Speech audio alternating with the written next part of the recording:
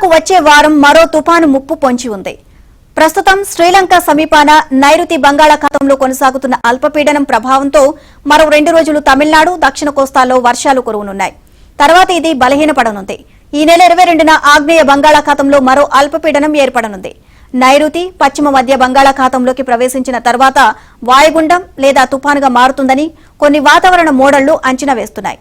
దీని ప్రభావంతో కోస్తాలో నెల్లూరు నుంచి శ్రీకాకుళం జిల్లా వరకు విస్తారంగా వర్షాలు కురుస్తాయని వాతావరణ నిపుణులు చెబుతున్నారు.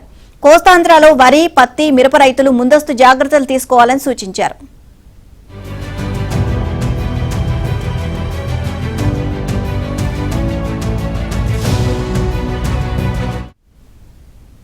వచ్చే వారం మరో తుపాను ముప్పు పొంచి ఉంది.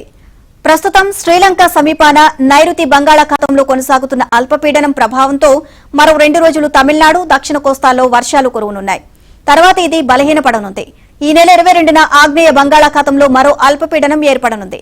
నైరుతి, పశ్చిమ మధ్య బంగాళాఖాతంలోకి ప్రవేశించిన తర్వాత వాయుగుండం లేదా తుపానుగా మారుతుందని కొన్ని వాతావరణ మోడళ్లు అంచనా వేస్తున్నాయి.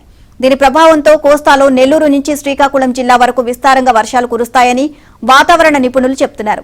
కోస్తాంధ్రలో వరి, పత్తి, మిరప రైతులు ముందస్తు జాగ్రత్తలు తీసుకోవాలని సూచించారు.